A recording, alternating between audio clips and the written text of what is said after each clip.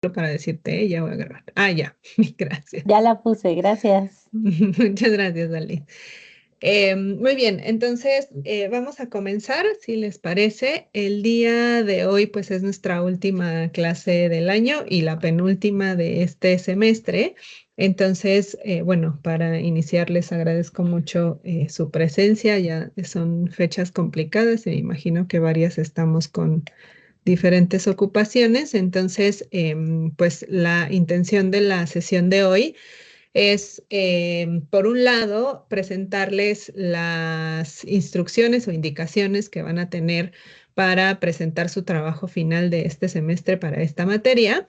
Y por otro lado, la posibilidad de pues aclarar dudas o preguntas justamente sobre la figura de la alerta de género que platicamos la semana pasada y que bueno, yo tenía algunos problemas de conexión, entonces no podía yo presentarles las diapositivas. Espero que hoy todo esté bien, pero con la intención de que justamente tengan ustedes toda la información posible para poder hacer su trabajo final.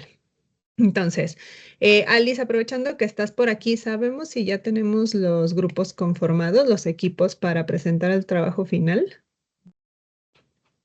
Los equipos que me enviaron las tutoras ya están conformados con el listado que ellas me enviaron.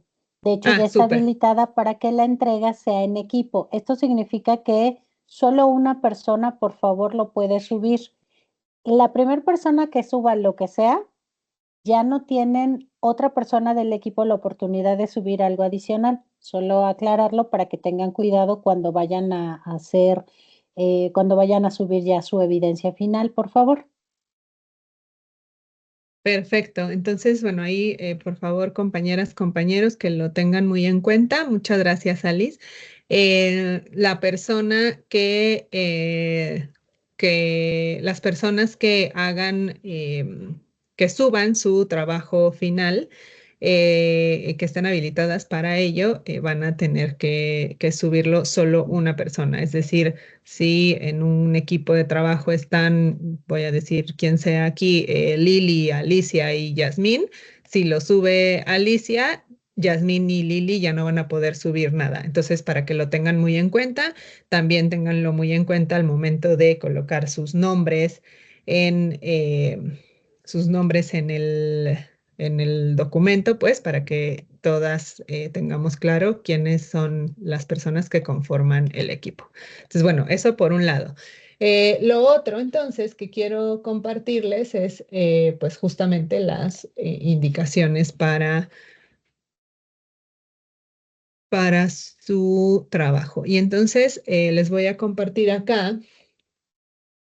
Esta es la información que ustedes deben de tener en su plataforma para la entrega del documento, sí, del documento que contiene su tarea final. La entrega final es un ensayo sobre justamente la figura de la alerta de violencia de género contra las mujeres, que es la que hemos estado viendo la semana pasada y veremos más cosas el día de hoy, y los retos que tenemos como Estado mexicano para la erradicación de la violencia contra las mujeres. Esto implica que, como yo ya les había dicho desde el inicio del semestre, la intención es que este ensayo retome no solo todas las reflexiones que hemos venido teniendo en las sesiones, en las clases estas en vivo, sino también, pues obviamente la información que ustedes han estado revisando en la plataforma, pero también la información y el análisis y la investigación que ustedes han venido haciendo de los casos específicos, los casos paradigmáticos que ustedes han ido investigando a lo largo del semestre. Entonces, si ustedes hacen un equipo con otras personas dentro del grupo y esas otras personas investigaron sobre otro caso que no es el que yo investigué, no pasa nada porque pueden utilizar ambos casos para hacer el análisis de la figura de la alerta de violencia de género en este ensayo. Es decir, no importa si no investigaron el mismo caso con la persona con la que van a hacer el trabajo de esta ocasión.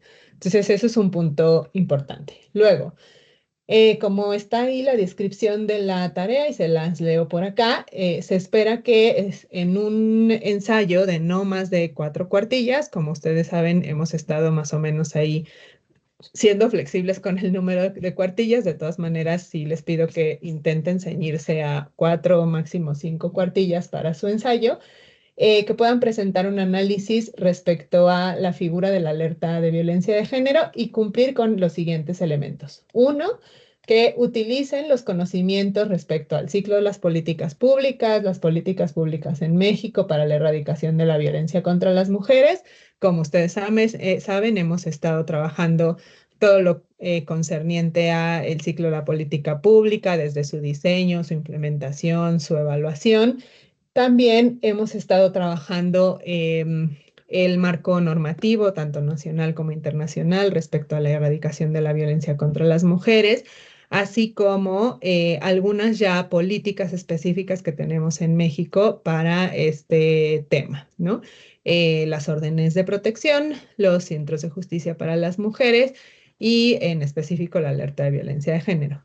Todas estas políticas, como ustedes bien saben, pues se entrecruzan, ¿no? Es decir, no puede haber una implementación de una alerta de violencia de género sin tomar en cuenta que tenemos una figura como la de órdenes de protección que nos sirve para ser utilizada en los casos de extrema emergencia, o no podemos hablar de la implementación de medidas de la alerta de género en un espacio específico sin entender que hay centros de justicia para las mujeres en los territorios que cumplen ciertas, pues más bien brindan ciertos servicios a las mujeres en materia de atención y prevención de la violencia, etcétera. Entonces, solo para que tengan en cuenta que por supuesto que es un análisis que tiene que ver con las alertas de género, pero bueno, que eso no deja de lado las otras políticas que hemos estado analizando a lo largo del semestre, ¿no? Entonces, bueno, el primer elemento es ese, que utilicen los conocimientos respecto a estos dos grandes temas y los temas que hemos estado trabajando en las clases. El segundo elemento es que argumenten sobre cuáles son los avances, los pendientes y los retos en materia de erradicación de la violencia contra las mujeres. Y el tercero y más importante, porque esto medio que ya lo hemos venido haciendo, ¿no? En las actividades individuales unidos, tanto utilizar obviamente los conocimientos que han venido trabajando como argumentar sobre los avances pendientes y retos. Pero el tercero, que es uno muy importante y que es por eso que lo dejé en el trabajo final, es generar propuestas de acciones concretas para el fortalecimiento de la respuesta estatal en materia de prevención sobre todo. Hemos venido hablando y lo hablamos la semana pasada muy fuertemente, algunas de ustedes lo comentaban también en el chat y dentro de la propia clase, ¿no? Cómo es muy importante que establezcamos medidas que tengan que ver con la prevención y la transformación de normas, ¿no? Pues sí, normas sociales, normas culturales, las normas de género, que son las que subyacen y están debajo de las conductas de violencia, los comportamientos de violencia contra las mujeres. Porque si no generamos acciones de prevención, bueno, pues obviamente cualquier medida va a ser insuficiente porque vamos a seguir teniendo de todas maneras casos y más casos de violencia si no empezamos a mirar o a cambiar la óptica, ¿no? De la reactividad o de la reacción a la prevención. Entonces, es por eso que les pido que centren su análisis y sobre todo sus propuestas hacia ese espacio. La intención entonces es que ustedes puedan, pues eso, hacer como un hilado de los temas que hemos venido trabajando alrededor de esta figura jurídica, que es la alerta de violencia de género, y tomando en cuenta, y por eso se los puse por acá abajo, ¿no? Para ejemplificar su análisis, deberán usar los casos de estudio que ya utilizaron en las sesiones anteriores, que tienen que ver con estas alertas de género. Ahora les voy a explicar un poco más a fondo sobre estas figuras, más bien sobre estas alertas, pero la intención es pues juntamente que podamos trabajar al respecto.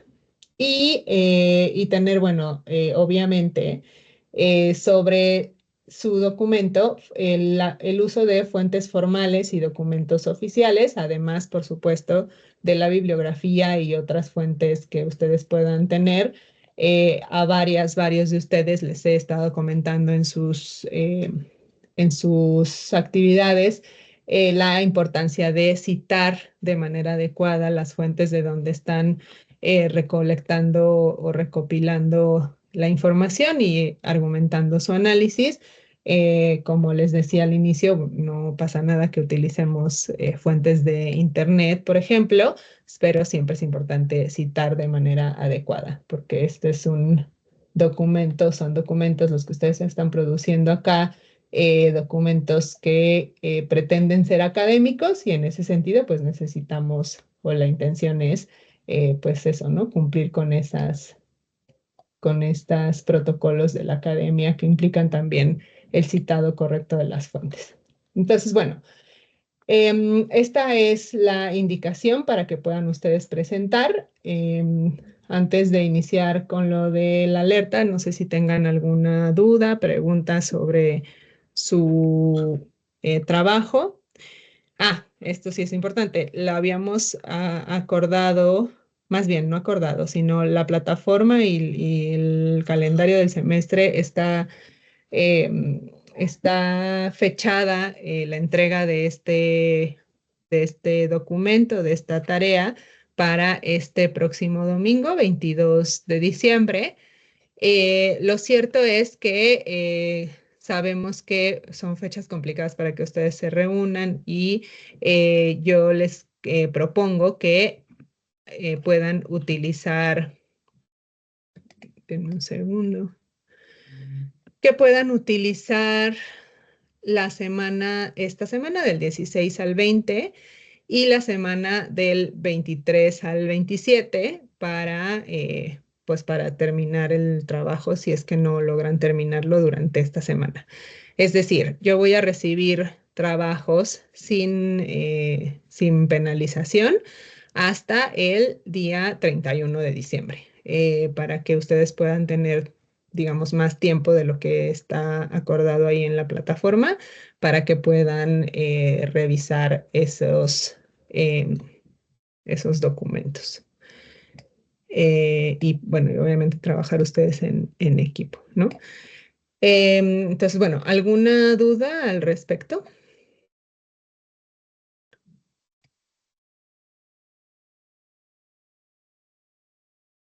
¿Nadie? Ok. Entonces, si les parece, vamos a iniciar. Les voy a pasar esta presentación que preparó mi colega Isabel López Padilla, que si se acuerdan, no pudo estar la semana pasada con nosotros, sobre la alerta de violencia de género contra las mujeres. Algunas cosas que ya dijimos la semana pasada, pero que lo podemos reiterar por acá.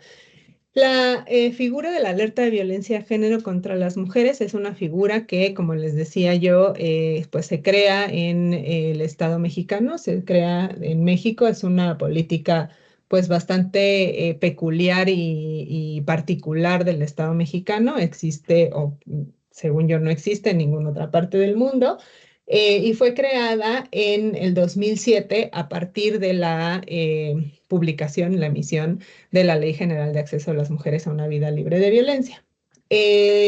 La alerta de violencia se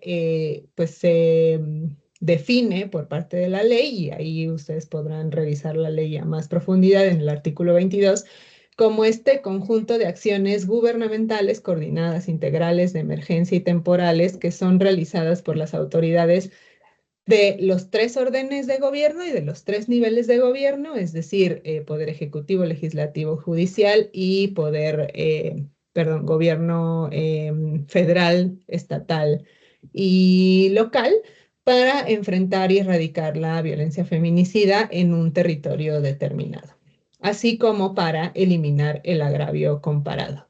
La semana pasada, por ahí no recuerdo con quién platicábamos, de algunos estados de la República, algunos territorios de México, que tienen ya emitidas no solo una, sino solo dos, sino hasta tres alertas de violencia de género en un mismo territorio para un mismo estado. Entonces, bueno, solo esto es muy importante entender, ¿no? Hay dos tipos, digamos, o dos supuestos para poder solicitar una alerta de violencia de género para un estado, municipio, territorio en específico, por violencia feminicida y por agravio comparado. ¿Qué quiere decir esto?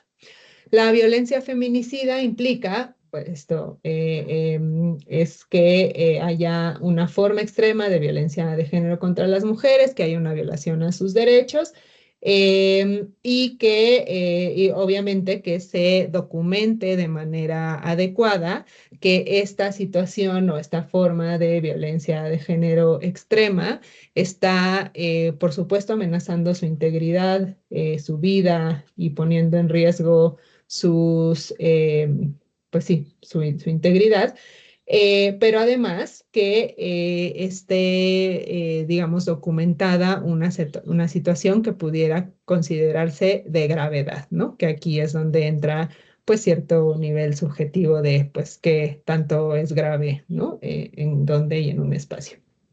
Por otro lado, el otro supuesto es el del agravio comparado, que implica, el agravio comparado implica un resultado de las desigualdades que están siendo producidas por ordenamientos jurídicos o por políticas públicas que impiden el reconocimiento, el ejercicio de los derechos humanos de las mujeres, las adolescentes y las niñas. Por ejemplo, que exista alguna norma legal, alguna previsión legal que de manera directa o indirecta discrimine a niñas, a mujeres y a jóvenes. Esto implica entonces que tenemos dos posibilidades para solicitar una alerta, para que exista una alerta de género y primero obviamente se solicita y luego se declara, ¿no? La primera es que que haya una forma extrema de violencia en un espacio determinado, que se documente la gravedad de este asunto en ese territorio específico, o bien que haya una norma, ya sea una constitución de algún estado o ya sea un código penal en algún estado, que de alguna manera esté de manera estructural, ¿no? Violentando los derechos de las mujeres o generando una violación a sus derechos humanos.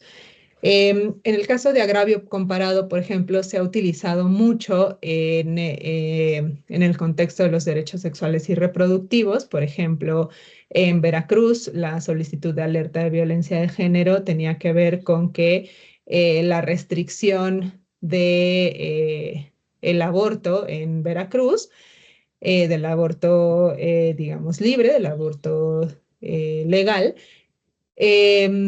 generaba una condición, o ese era el argumento que se tenía para solicitar la alerta de violencia de género, generaba una condición que violentaba los derechos de las mujeres y que generaba o producía eventos de violencia obstétrica y otras formas de violencia a las mujeres que abortaban, ¿no? Entonces se hicieron, o sea, se documentó que el hecho de que existiera una restricción del aborto en el Estado implicaba que las mujeres vivieran formas de violencia institucional, por ejemplo, que fueran encarceladas por abortar, entre otras, ¿no? Y eso implicaba pues una discriminación directa a las mujeres y una violación a sus derechos. Entonces, un poco para que se entienda los dos tipos de, pues sí, como de supuestos legales que implica la alerta de violencia de género, que no es solamente decir en este territorio hay un exceso, digámoslo así, de violencia feminicida, sino también que hay o que puede haber una violación a derechos humanos a partir de la estructura y lo que el Estado está, pues tiene como su ordenamiento jurídico en contra de las mujeres, ¿no? Entonces, como les decía yo la clase pasada, la historia, digamos, del mecanismo de violencia, de alerta de violencia de género es pues, bastante interesante en realidad. Ha operado bajo tres tipos de normativas en distintos momentos a lo largo de la historia en México.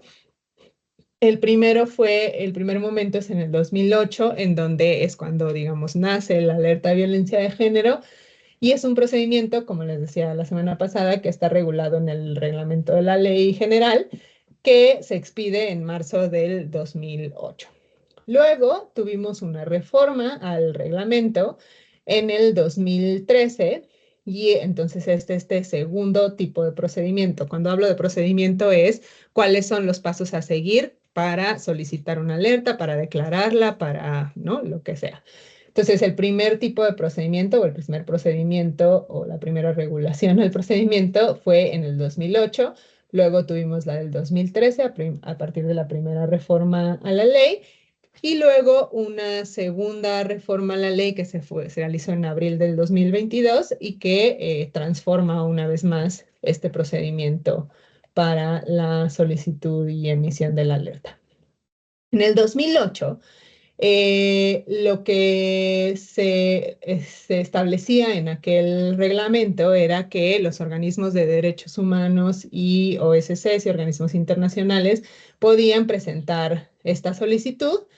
La solicitud implicaba, como les decía yo, esta pues investigación o esta levantada, digamos, de una alerta roja por parte de estos organismos o estas organizaciones ante el Instituto Nacional de las Mujeres para identificar que hubiera restricciones o restricciones o estadísticas muy altas en materia de violencia contra las mujeres en un territorio. Quien admitía esa solicitud es todavía el Instituto Nacional de las Mujeres. Quien resolvía el inicio de la investigación, es decir, quien decía, ah, sí, esta solicitud parece viable y hay que investigar qué está pasando en tal territorio, era el Sistema Nacional. Como les decía yo la semana pasada, este Sistema Nacional pues está conformado por los titulares y las titulares de varias instituciones al nivel federal, y quien resolvía la emisión de la declaratoria era también el Sistema Nacional. Es importante decir que en el Sistema Nacional están todos los gobernadores o los poderes ejecutivos de todos los estados de la República. Entonces esto generaba, como les decía yo la semana pasada, como un tema político también de, pues yo no voy a declarar la alerta, yo, el gobernador de Coahuila, no voy a declararle la alerta al gobernador de Puebla, porque luego esto se me va a regresar a mí, ¿no? Y en aquel momento, pues una alerta era algo pues bastante grave en términos políticos que tu estado lo tuviera, ¿no? Eso generó que, bueno, ya hay varias solicitudes de alerta, la primera que fue la de Estado de México, luego Nuevo León y Chiapas, y esas tres solicitudes fueron negadas en aquel momento. Lo que pasó es que se generaron juicios de amparo que se presentaron a partir de la negativa del Sistema Nacional para declarar para declarar la emisión de la alerta. Y lo que nos decía, o el argumento que daba el Sistema Nacional, era que la situación de violencia en el Estado no era de la magnitud que se estaba señalando en la solicitud de la alerta, que no existía ese contexto de violencia feminicida. Y en estos juicios de amparo, lo que dice el juzgado de distrito en aquel momento es que el Sistema Nacional no puede basar o no podía basar su decisión en lo que la organización de la sociedad civil, que era la peticionaria de la alerta, eh, en lo que la organización decía. O sea, que era una obligación del Estado investigar si la organización estaba, sí, más bien no sí, sino lo que la organización estaba señalando como una alerta roja, ¿no? Entonces, lo que sucedió era pues, básicamente eso, que una organización decía, aquí en el Estado de México la situación está muy mal y miren todas las notas del periódico que están saliendo, miren todas las víctimas que hay, etcétera. Y lo que dijo el Sistema Nacional en ese momento fue, no es verdad, o sea, tus fuentes no son fuentes pues formales. lo que nos dicen las fuentes formales, el INEGI, las carpetas de investigación de la Fiscalía, no sé qué, es que esto no es tan grave como tú lo estás poniendo en tu solicitud y entonces, pues no declaró la alerta, ¿no? Lo que dice a partir del juicio de amparo el juez de distrito es, pues tú no puedes basar tu decisión en lo que dice la organización de la sociedad civil, tendrías que basarlo en una investigación más formal y más profunda. Y entonces, lo que enfatiza la sentencia del juez del distrito es que la solicitante de la alerta no debería tener que comprobar en este momento esta existencia de los hechos denunciados, sino que más bien en una etapa de investigación se tendría que verificar si lo que se dijo en la solicitud es verdad o no, o necesita contextualizarse, etcétera. Entonces, tendré, en todos los casos, de acuerdo con la sentencia del juez de distrito, se tendría que admitir la solicitud de investigación, bastando con que la peticionaria haga constar que cumple con los requisitos que le pone la ley para ser peticionaria de una alerta, ¿no? Que eran cosas muy básicas como que esté constituida como una organización de sociedad civil, que tenga una representante legal, etcétera, ¿no? Y que por su, bajo protesta, digamos, a decir verdad, y por su experiencia, etcétera, afirmase que la violencia en el territorio era una violencia sistemática. Entonces, a partir de eso y de esos juicios de amparo, es que se hace esta reforma primera al proceso de la alerta, al reglamento de la ley, y en el reglamento del 2013, entonces se establecen estos 4 criterios para la solicitud de la alerta. Uno, la que ya les decía, que esté en esa solicitud, que es literalmente un oficio en donde yo puedo decir, yo solicito una alerta para la Ciudad de México por estas y estas razones, que en ese oficio viniera la razón social de quien está promoviendo la alerta, el domicilio para recibir notificaciones, algunos documentos para acreditar su personalidad, y luego que haya una narración de los hechos en donde se establezca lo que yo estoy argumentando como delitos de violencia contra mujeres, ¿no? Delitos contra la vida, la libertad, la integridad, la seguridad de las mujeres, etcétera, o bien, esto en el supuesto de violencia feminicida, o bien que existiese un agravio comparado en el supuesto de agravio comparado.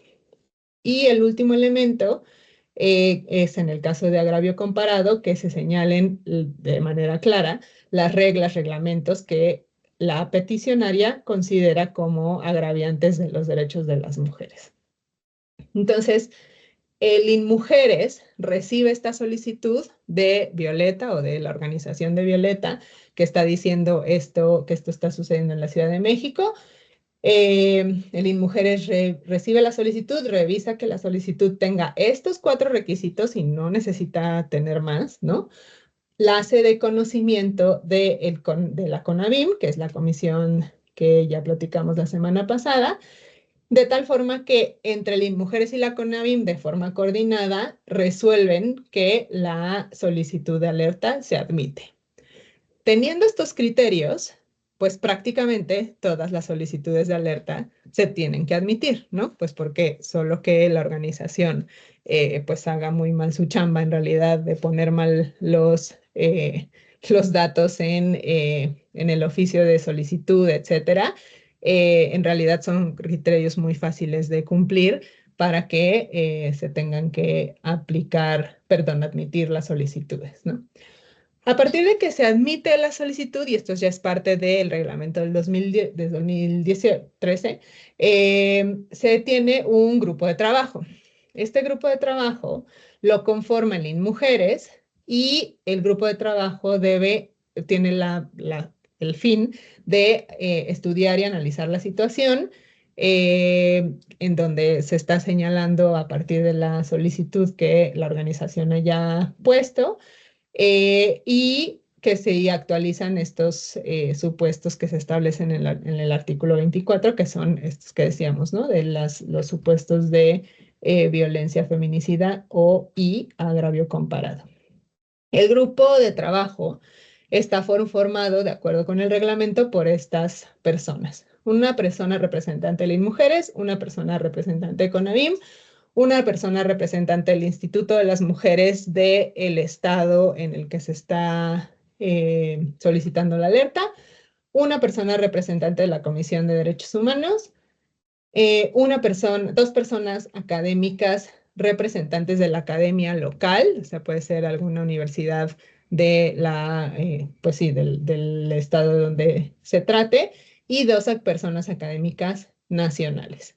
Cuando hay una solicitud de alerta de género y se atiende la solicitud, el INMujeres lanza una convocatoria y quizás incluso la hayan visto en algún momento de la vida. En las propias redes sociales de INMujeres lanzan la convocatoria y dicen, si eres académica del estado de Coahuila, no sé qué, te invitamos a formar parte del grupo de trabajo que va a analizar la solicitud de alerta para estos fines, en estos términos, etcétera, ¿no? Una vez conformado el grupo de trabajo tiene 30 días naturales para hacer una investigación y elaboración de un informe en donde se establezcan pues la metodología de cómo analizaron los datos, donde se establezca el contexto de violencia contra las mujeres en el lugar en donde se está solicitando la alerta, el análisis de los hechos e interpretación de la información, y las conclusiones que van a contener estas acciones preventivas para contrarrestar, digamos, la situación de violencia que se está analizando. Y hay dos cosas que puede decir un informe del grupo de trabajo. Uno, puede decir que no existen elementos suficientes que le permitan presumir a este grupo de trabajo la veracidad de los hechos que dieron lugar a la solicitud, es decir, que no encuentran suficientes elementos para comprobar que lo que la organización solicitante está diciendo, o bien emitir un informe que contiene el contexto de violencia en el territorio y sus conclusiones y propuestas, que bueno, tiene todos estos elementos, ¿no? El informe de grupo, una vez que se tiene el informe del grupo, se notifica el informe, se entrega a la Secretaría de Gobernación a través de la CONAVIM, se hace un análisis, la CONAVIM lo envía al titular del Poder Ejecutivo, es decir, al gobernador, gobernadora de la entidad. El gobernador, gobernadora acepta o rechaza el informe, es decir, a partir de que se lo envía a la CONAVIM, el gobernador, gobernadora tiene 15 días hábiles para decir que las conclusiones del grupo se están aceptando o no.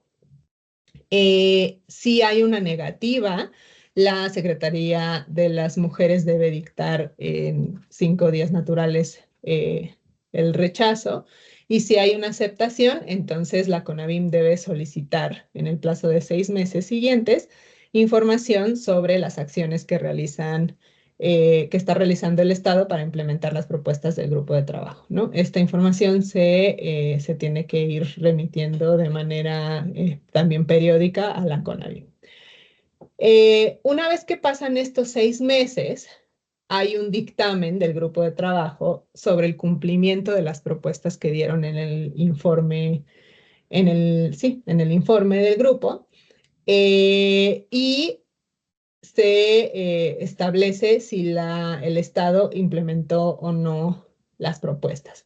En el caso de que el grupo de trabajo diga que no se implementaron las propuestas, entonces se emite la declaratoria de alerta de violencia de género, y cuando el grupo de trabajo decide o define que sí hubo un cumplimiento de estas propuestas, entonces no se declara la alerta, ¿no? El tema es que hay en este reglamento de este momento, que no es todavía el que está vigente, había una ausencia de plazo para la emisión de este dictamen, había una ausencia de criterios para evaluar el cumplimiento de las propuestas, era un poco a criterio del grupo de trabajo, ¿no? Decir si las propuestas, el Estado cumplió o no con las propuestas que se le hicieron en el informe. Se establecía, y esto es un poco lo que les decía yo la semana pasada, que el carácter estructural de las propuestas requieren acciones a corto, mediano y largo plazo, ¿no? Entonces, por ejemplo, decían así los informes del grupo de trabajo, decían que el Estado, no sé, transforme todo su marco normativo interno para garantizar una vida libre de violencia para todas las mujeres en el Estado. Bueno, pues eso obviamente es una transformación muy profunda de todo el sistema jurídico del Estado que obviamente no se va a cumplir en 6 meses, ¿no? Entonces, una de las cosas que se verificaba en aquel momento era decir, bueno, o sea, sí necesitamos propuestas o medidas de esta magnitud, porque sí se necesita una transformación de este tamaño para atender estos temas, pero se necesita tener claridad en cuáles acciones vamos cumpliendo en el corto, en el mediano y en el largo plazo, y así ir identificando que el cumplimiento no sea como cumplió, no cumplió, sino más bien cómo vamos avanzando en el cumplimiento. Otra de las cosas era la falta de recursos y la imposibilidad de modificar el presupuesto que se tenía en curso, que es un poco también lo que hablábamos la semana pasada, y les decía yo que los estados, era muy difícil para los estados atender las medidas de la alerta del informe de trabajo para luego no ser declaradas con alerta de violencia de género, cuando, o sea, si a mí me llegaba un informe de trabajo del grupo de trabajo en marzo, a mí como gobernadora de tal estado, si me llegaba en marzo y yo tenía 6 meses para ejecutar las acciones y cumplir con las medidas, yo ya no tenía posibilidad de modificar el presupuesto anual de ese año para destinar más presupuesto a las acciones que las medidas me estaban solicitando, ¿no? Entonces, eso obviamente ponía un poco en aprietos a los gobiernos de los estados, pues por no tener recursos y tenían que, pues básicamente, hacer lo que se pudiese con el dinero que ya tenían asignado en su presupuesto anual.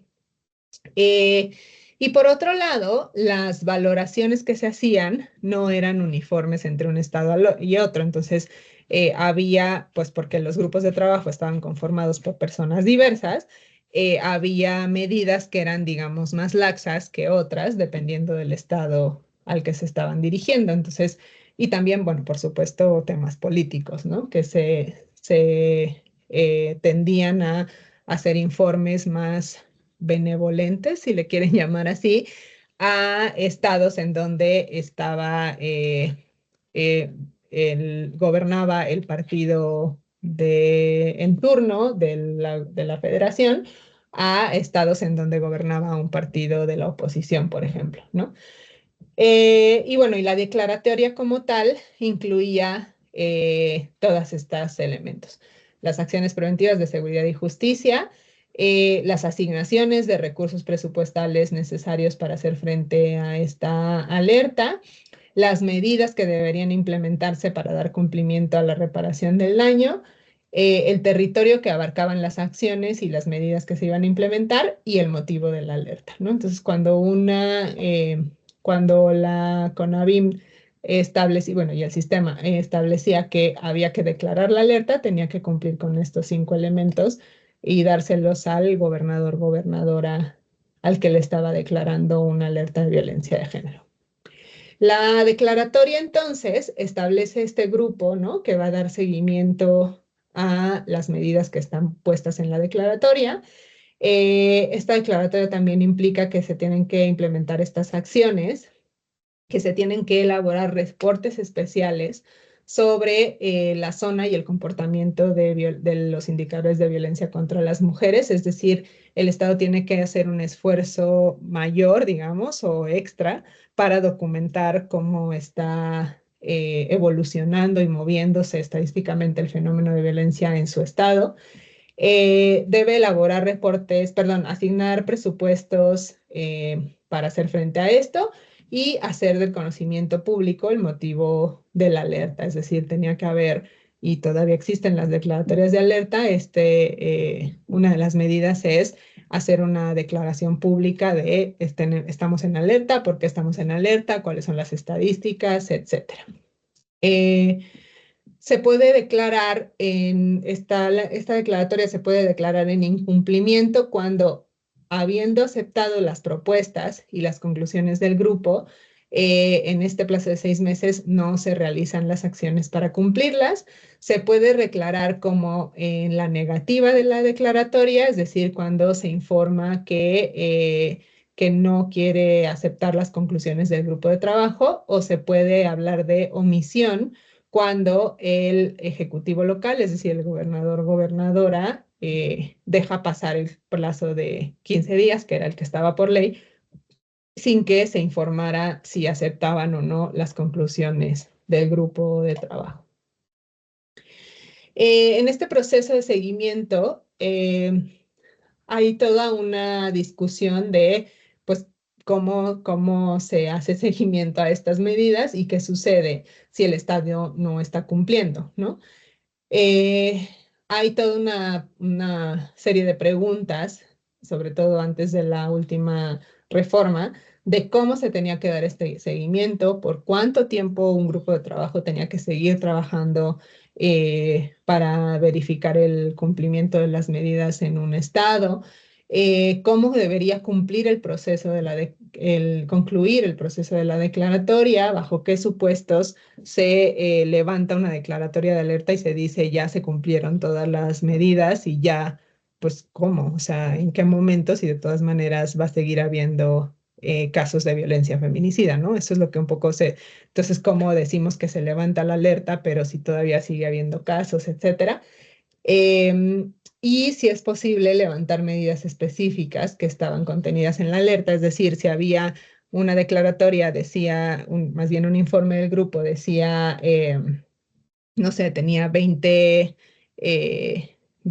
medidas que el Estado tenía que cumplir y había cumplido algunas, pero no había cumplido todas, entonces se puede levantar algunas o se tiene que declarar la alerta por todas o cómo funcionaba, ¿no? En la reforma del 2022 se hacen modificaciones al procedimiento, sobre todo en términos de esto último, del seguimiento a las medidas y de los tiempos en que se tienen que cumplir. Una de las primeras cosas que se reforma pues sí, en esta reforma, es el plazo, se establece un plazo máximo de 45 días hábiles naturales, perdón, entre la admisión de la solicitud y la declaratoria. Es decir, se tiene que hacer una cosa mucho más rápida en términos de la investigación que tiene que hacer el grupo de trabajo para decidir si se establece una declaratoria o no. Otra de las reformas es que se hace una solicitud a las autoridades responsables para la asignación y reorientación de recursos presupuestales, humanos y materiales, es decir, no se deja, digamos, a criterio de el Estado o el Poder Ejecutivo y Legislativo de un Estado para decidir si se reasignan presupuestos, si se reorienta, etcétera. No, está algo como ya muy claro en la propia declaratoria. Luego que los poderes ejecutivo, legislativo y judicial, la instancia de procuración de justicia, es decir, la Fiscalía General del Estado y los municipios, deben implementar un programa, le llaman de acciones estratégicas, que implica justamente un establecimiento, digamos, poner en papel cómo es que se van a coordinar entre los gobiernos municipales, la Fiscalía, el Poder Judicial y el Ejecutivo local y el legislativo local para implementar estas estrategias, y no solamente, que era lo que sucedía, le dejaban el cumplimiento de todas las medidas al mecanismo para el adelanto de las mujeres, ¿no? Entonces se dejaba ahí nada más como que, bueno, pues tú, Instituto de las Mujeres del Estado, ve, encárgate y a ver cómo le haces para cumplir con estas medidas. Y por último, se incluye en el grupo de trabajo a las organizaciones de la sociedad civil, incluyendo a quienes solicitaron la alerta, que hasta este momento del proceso del mecanismo no participaban en el grupo de trabajo, y ahora que participan, tienen, digamos, la posibilidad de establecer o de brindar insumos para el grupo de trabajo sobre los insumos que ellas documentaron, o los casos que ellas documentaron, para decir que pues querían una alerta en el estado, ¿no? Otra de las cosas que se reformaron es que si el grupo no culmina el informe en 30 días, la CONAVIM tendría que realizarlo y en su caso emitir la declaratoria de la alerta. Esto implicaba que, o implica, que la CONAVIM de oficio puede dictar una alerta sin necesidad incluso de conformar un grupo cuando identifique o documente alguna circunstancia extrema, digamos, que acredite su procedencia. Eh, Esto es todo un tema porque de alguna manera se deja como responsable a la CONAVIM, a la Secretaría de Gobernación, no solo la chamba de hacer una documentación de la situación de violencia en un territorio de Estado en específico, sino también pues se le da la posibilidad de que decida simplemente no conformar un grupo y no involucrar a la sociedad civil y a otras a la academia, etcétera, que es como se conforman los grupos de trabajo, y simplemente con los datos que tiene como Secretaría de Gobernación, decidir si se declara procedente o no, ¿no? Se incluye también en esta reforma el programa de acciones estratégicas que ya les había dicho antes, que son las acciones para hacer frente a la violencia feminicida, el plazo en que se tendrían que empezar a implementar, la asignación de responsabilidades a las autoridades, es decir, que no se quede todo en una sola institución dentro del Estado, los recursos del presupuesto y indicadores de evaluación, seguimiento y cumplimiento, que esto no existía hasta este momento. Y luego un criterio para el levantamiento de medidas que implica acreditar de manera fehaciente el cumplimiento o la disminución sostenida de la violencia feminicida identificada, lo cual es todo un tema porque, como ustedes saben, cuando se empieza a realizar acciones de visibilización, etcétera, de la situación de violencia contra mujeres en un territorio en específico, normalmente lo que tiende a pasar es que tiende a haber más denuncias, ¿no? Porque las mujeres empiezan a identificar que vivir una vida libre de violencia es su derecho, que hay servicios disponibles para ellas como víctimas de violencia. Empieza, por ejemplo, si se están haciendo bien las cosas, la fiscalía empieza a investigar los asesinatos violentos de mujeres como feminicidio y no como homicidio. Entonces, las estadísticas en realidad lo que empiezan a suceder es que empiezan a subir, no empiezan a bajar, ¿no? Por lo menos en lo inmediato. Y entonces, esto también es todo un tema cuando decimos, bueno, ¿cómo vamos a tomar como criterio la disminución de la violencia si lo que estamos trabajando en este momento es que en realidad las mujeres denuncien más, se atiendan más los casos, se atiendan de manera más adecuada, por ejemplo, investigándolos como feminicidio y no como homicidio, entre otras, ¿no? Entonces, bueno, esas son las reformas que se realizaron en los últimos años y que implica, pues esto, la posibilidad todavía más de establecer unas nuevas criterios para solicitar y declarar el mecanismo de la alerta como un mecanismo importante para atender los temas de violencia contra las mujeres en nuestro país. Esto es un poco lo que quería yo mostrarles las diapositivas para no quedarnos con información a lo mejor imprecisa por no tenerla a la vista. Y pues bueno, tenemos unos minutitos para que me puedan contar si tienen alguna pregunta, duda sobre el mecanismo como tal, o sobre cómo están pensando o estarían pensando hacer pues sí, este análisis del mecanismo en función de los casos que ustedes han ido analizando a lo largo del semestre. Entonces les doy la voz si alguien tiene alguna duda para que podamos, em, pues eso, tener los mejores trabajos finales posibles de esta materia.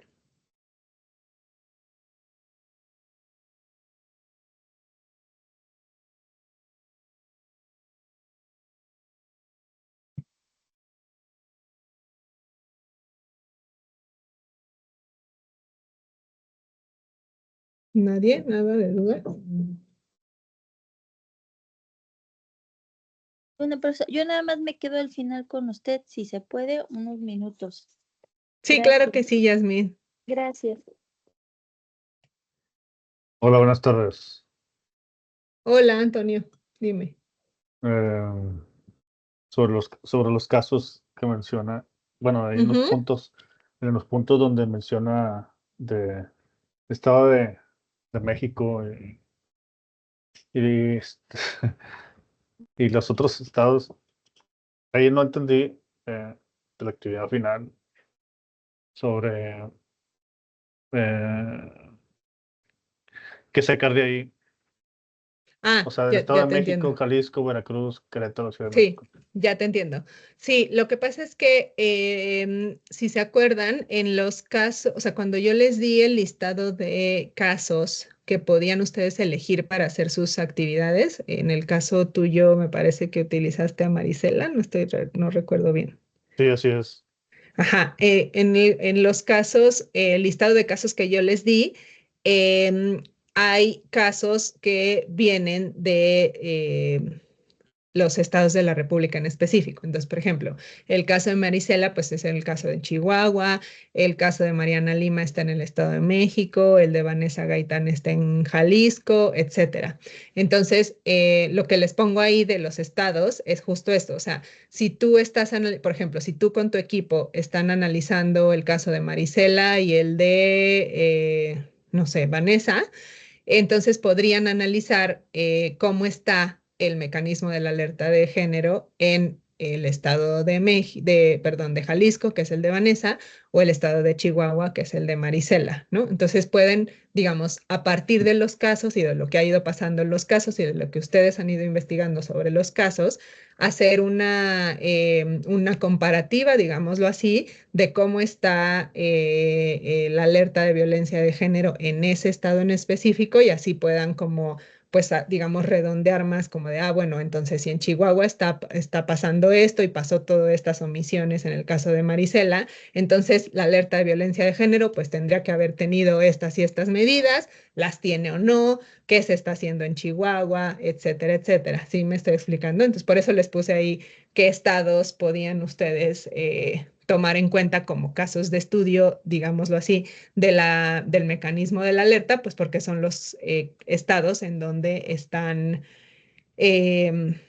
donde están ustedes, digamos, trabajando o investigando los casos que están investigando.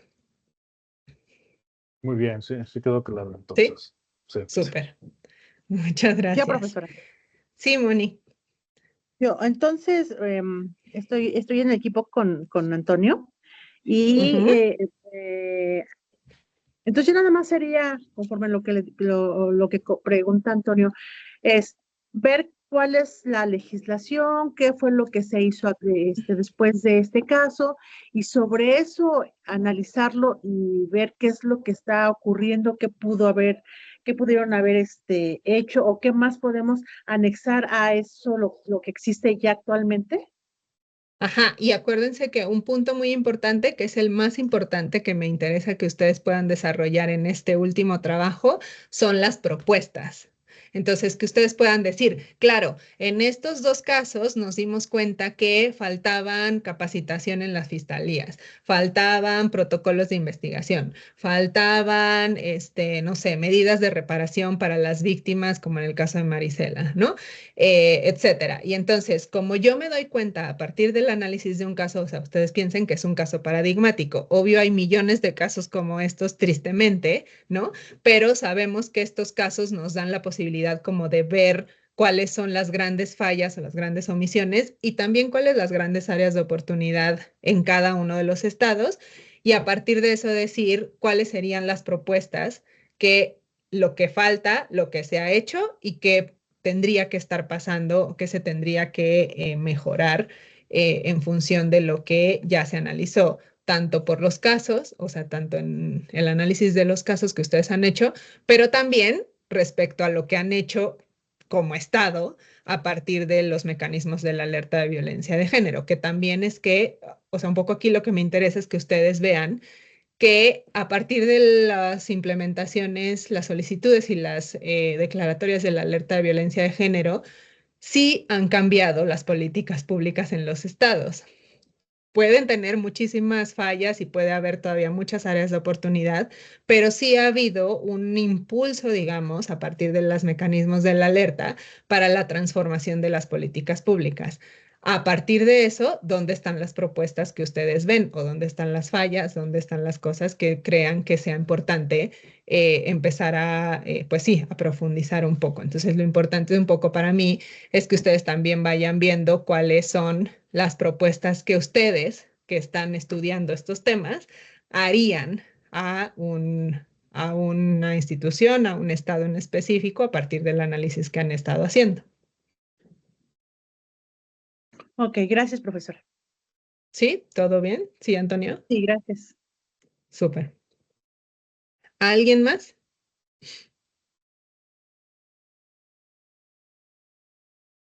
Acá tengo por acá una pregunta a María del Rayo. Con la creación de la Secretaría de las Mujeres, el INMujeres desaparece. Sí, la verdad no he visto bien cómo quedó el, el último cambio que se hizo en la federación respecto a esto.